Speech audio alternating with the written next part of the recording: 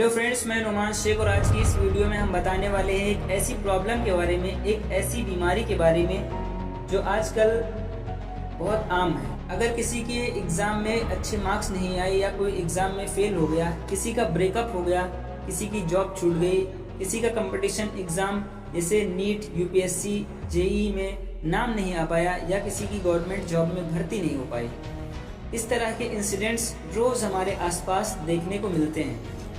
इसके बाद लोग शॉक में चले जाते हैं, सदमे में चले जाते हैं और अगर 2 हफ्ते से ज़्यादा डिप्रेशन के सिम्टम उसके अंदर बने रहते हैं तो डिप्रेशन के मरीज़ हो जाते हैं। डिप्रेशन एक बहुत आम लेकिन एक गंभीर बीमारी है। यह कंडीशन हर एक इंसान को जीवन में कभी ना कभी तो फेस करना पड़ता है। कुछ लोग इसको आसानी से ओवरकम कर लेते हैं और कुछ लोग इसका ट्रीटमेंट लेने की आवश्यकता पड़ती है। डिप्रेशन के कुछ सिम्टम्स होते हैं जिनसे आसानी से समझा जा सकता है कि क्या मैं डिप्रेशन का शिकार हो रहा हूँ या नहीं हो रहा हूँ। इसके सिम्टम्स कुछ ऐसे हैं जैसे लो एनर्जी यानी कमज़ोरी का एहसास या काफ़ी ज़्यादा दुखी होना।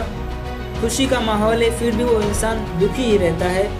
किसी चीज़ से नाउम्मीदी हो जाना, खुद को नुकसान पहुँचाने वाले थॉट्स दिमाग के अंदर सोच आएँ या कभी कभी सुसाइड के भी ख्यालात इंसान को आते हैं। सोने के रूटीन में बदलाव हो जाना, टाइम पर सो ना पाना या टाइम पर जग ना पाना, खाना खाने में भी बदलाव, सही मात्रा में खाना न ले पाना या बहुत कम खा पाना, किसी काम में मन का ना लगना, अपनी हॉबीज़ या एक्टिविटीज़ में कोई इंटरेस्ट ना रह जाना या कोई फ़ैसला लेने में बहुत ज़्यादा मुश्किल आ रही हो।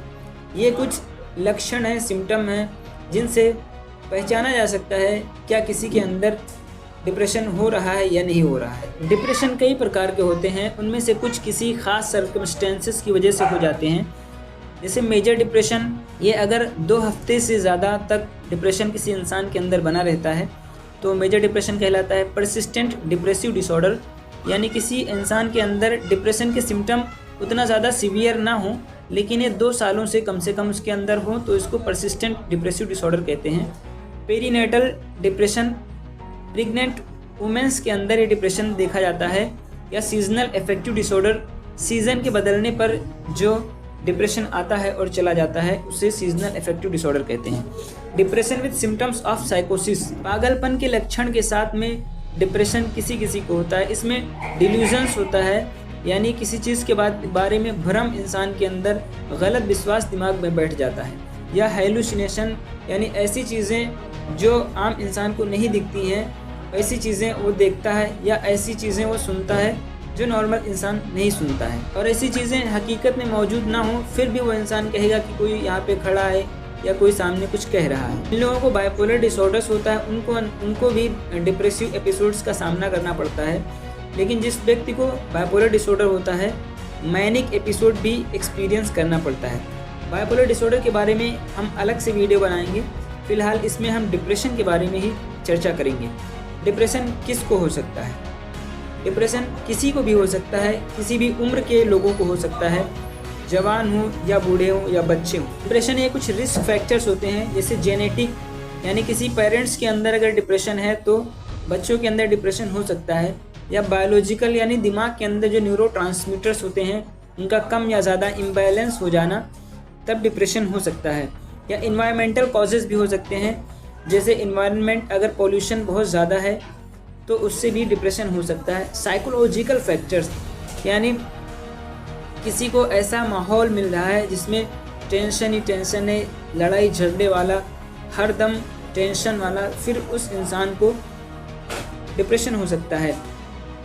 बूढ़े लोगों में डिप्रेशन होता है तो किसी और बीमारी के साथ में होता है जैसे diabetes, cancer, heart disease, Parkinson disease. Personal या फैमिली हिस्ट्री भी इसमें मैटर करती है।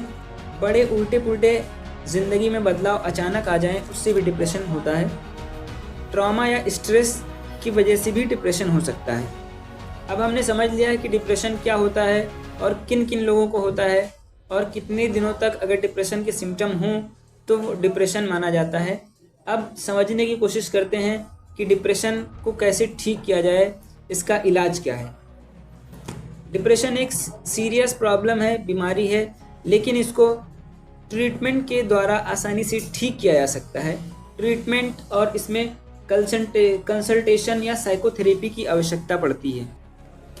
डिप्रेशन यहाँ तक कि इतनी अधिक गंभीर डिसीज़ है, फिर भी इसको ट्रीट किया जा सकता है, लेकिन जितना जल्दी इलाज शुरू किया जाए उतना अच्छा होता है। इसे मेडिकेशन, साइकोथेरेपी या अल्टरनेटिव मेडिसिन्स के द्वारा ठीक किया जा सकता है। मेडिकेशन की बात करें तो इसमें एंटी डिप्रेसेंट मेडिसिन का इस्तेमाल किया जाता है।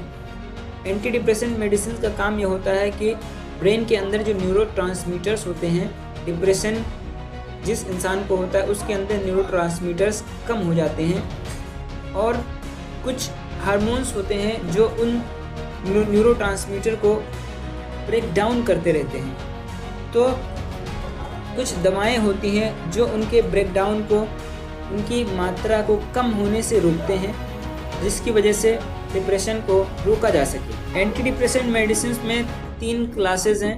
ट्राईसाइक्लिक एंटी डिप्रेसेंट, जिसमें सोडियम 5-HT रीएप्टेक इनहिबिटर्स होते हैं, इम्पिरामाइन और इमिट्रैप्टलिन दवाएं इसमें आती हैं। प्रीडोमिनेंटली सोडियम रीएप्टेक इनहिबिटर्स होते हैं जो नॉरट्रिप्टालिन और डेस्पिरामिन होते हैं। सेलेक्टिव सीरोटोनिन रीएप्टेक इनहिबिटर्स, इसमें सीरोटोनिन के रीएप्टेक को रोकते हैं। ये कुछ मेडिसिन हैं, सिटेलोप्राम या इसिटेलोप्राम या फ्लोक्सेटिन सर्ट्रालिन। 5-HT या नॉरएपिनेफ्रिन रीएप्टेक इनहिबिटर्स होते हैं, इसमें डुलोक्सिटिन या वेनलाक्सिन मेडिसिन हैं जो डिप्रेशन के लिए इस्तेमाल की जाती हैं। अटिपिकल एंटी डिप्रेशन मेडिसिन, इसमें बुप्रोपियोन या मेटाजापिन, मोनो अमाइनो ऑक्सीडेज इनहिबिटर, इसमें सेलिगिलिन या फेनेल्जीन दवाएं हैं जो इस्तेमाल की जाती हैं।